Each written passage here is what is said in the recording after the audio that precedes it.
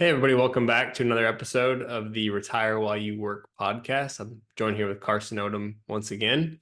Today, we're going to be discussing something that's been coming up. I mean, it's come up at times over the years, but I think you're seeing it now with the fact that, NVIDIA has had stellar performance this year and really over the last couple of years. And at times with the Magnificent Seven, the other big tech stocks, you've seen quick and fast performance out of them at various times as well. So what we wanted to touch on today was a question that we get from clients. And that question is, if I want to own individual stocks, how much should I own in any one individual stock?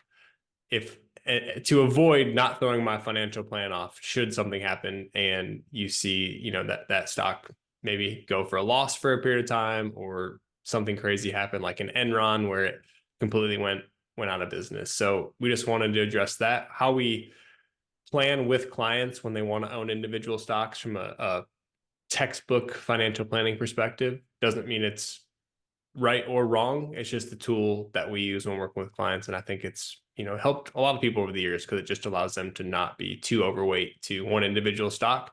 Yeah, it feels great when that stock's up 50 or 100% or even more in a year, but in a year when it's down 50%, that's when it's prudent to maybe not have so much of your net worth or investable assets in that one individual stock. So, Carson, you have anything to add before we get started?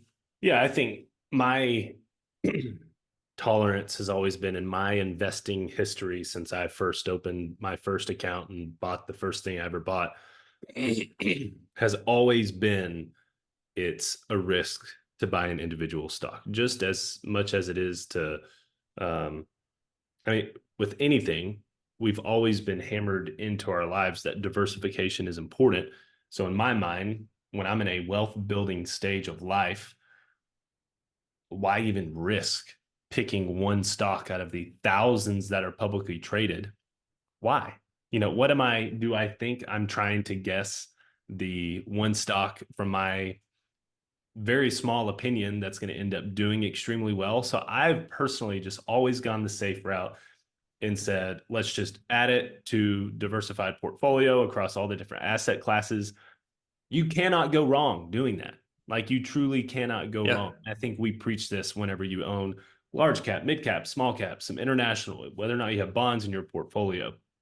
My personal diversification based on my risk tolerance, it's, my savings is for a long time from now. Whenever I hit retirement, I've got almost 100% equities for me personally. So that means I have no reason to own fixed income. In my opinion, I'm okay with the risk tolerance, but still, I'm not allocating all my investments towards one individual Yeah. security because you have individual company risk, and there are so many risks associated um, when you talk about one company. What if there's an awful news headline and it drops 20%? I know it's sometimes mentally we think that these companies are indestructible. They're really not.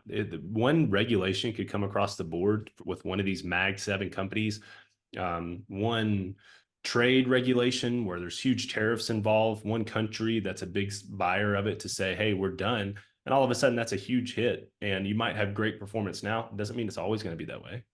Yeah. And so that's why it's just, in our opinion, prudent to, and I'll just kind of get into it. So the number that we use with clients when they say, hey, we want to, buy X stock or Y stock, what's a good level for us to look at? And we always say never to put any more than about 5% of your investable net worth into that one individual stock. And our thought process behind that is, worst case scenario, that stock goes to zero. Unlikely, but let's just say it does. 5% in any one stock is not going to throw your portfolio or your financial plan off. Yeah, it's going to hurt and it's going to sting, especially if that 5% is on a bigger number.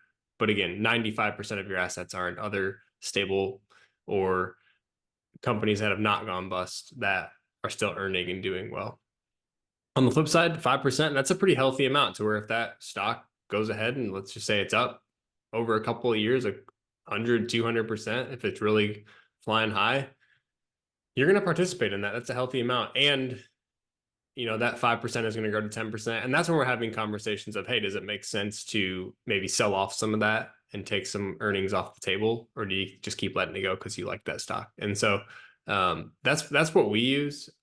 It's worked over the years, and I think it's allowed clients to, you know, they obviously have a part in their financial plan with us. It's a team effort here in getting that. But when we're able to help them build in a position like that for whatever reason is important to them, I think they just feel extremely heard, Yeah.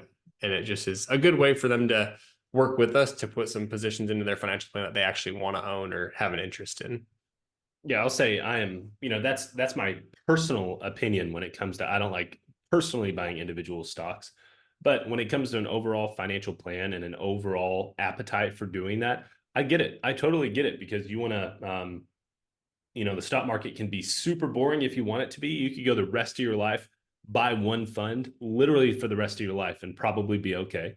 Mm-hmm. Or we can diversify. You can buy a bunch of individual stocks. There's a balance to everything. And I think if you have a desire to play the game a little bit, try to invest in a few individual securities, that's perfectly fine. Just do it within bounds. Give yourself bounds, add balance to it. Just like we preach in all aspects of life and financial planning is it's all about balance. So if you can have, we have a lot of clients who have a fun account, call it, where Yep. they make it to where it's a small portion of their overall balance sheet. And I'm making up numbers here. Somebody's got $1 million in investable assets. Maybe they have, you know, like you were talking about with 5%, 50 grand in an account, satellite account, anywhere from 25, 50 grand that it's their play money to where they can allocate to individual securities. More than likely, if it's diversified at least across a few individual stocks, it's not going to go to zero. But in the event that it does, it's not your entire $1 million portfolio that's going to zero. It's not going to completely wreck your financial Yep. plan. So at least it's a way to, yes, enjoy the stock market, enjoy looking at companies, seeing what kind of companies you like, buying companies where you buy their products. And then you do it on a smaller scale. That way, if it does pop, if 50 grand turns into 100, heck yeah, that's a huge win. That's a significant amount of money. But also, if it turns for the worst, it's not going to ruin anything. Yep. And for maybe some people who are, say, hey, no, like I really truly believe in this company. I want to hold, I mean, 25, 50% of my investable net worth and my financial plan in that one stock. There's nothing wrong with that. It's Mhm. just, you need to understand the risk of, hey, if, you see a 50% decline in this stock, what's our plan? How are we going to handle this? And have those conversations going into it so that you're not panic selling when you see something like that, and you know what the plan is ahead of time so that you're not scrambling in the moment trying to figure out exactly what you're going to do. Yeah, that's right. That's a different part of the conversation is what if you already own a significant portion of stock in your portfolio, then what do you do? And that takes a little bit more strategy around it because you could view it as, okay, hey, I bought X stock back in the 90s when it was a penny. Now it's a huge astronomical amount with stock splits and so on and so forth. So how do I get rid of that? Well, ultimately, the big deciding factor there is taxes. Are you going to be okay shedding some of that position and paying some taxes on it? And someone used to tell me that if you're paying taxes, you're making money. And yes, while that's true, of course, we always want to take on the side of, well, if we can avoid taxes as much as we can legally, then absolutely, don't want to pay taxes just for the sake of paying taxes. So then there are strategies where we can just slowly trim the position, take advantage of current tax rates to get it to a point where you can diversify your portfolio, Yeah. especially if you're sitting there with a third or half of your money sitting in one position.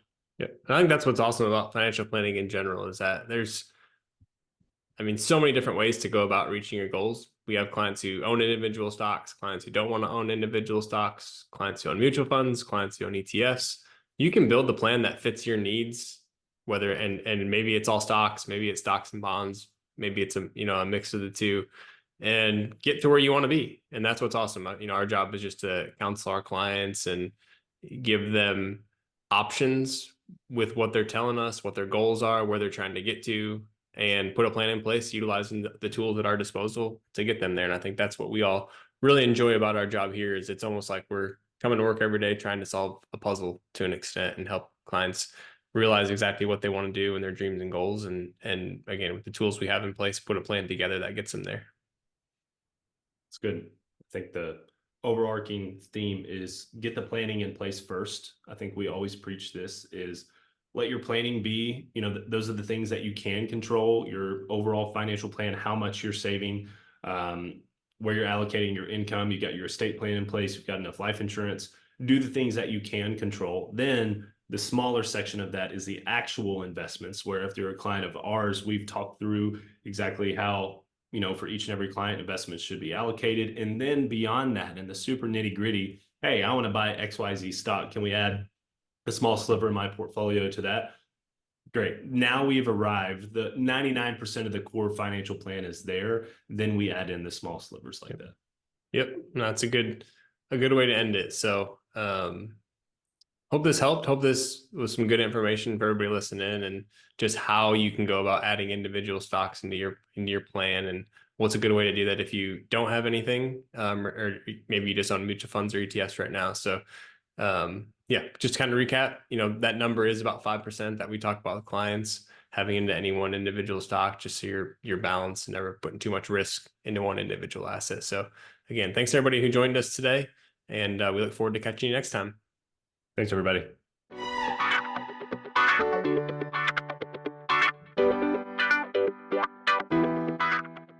Any opinions are those of myself and not necessarily those of Raymond James. Expressions of opinion are as of this date and are subject to change without notice. The information contained in these podcasts do not purport to be a complete description of the securities market or developments referred to in this material.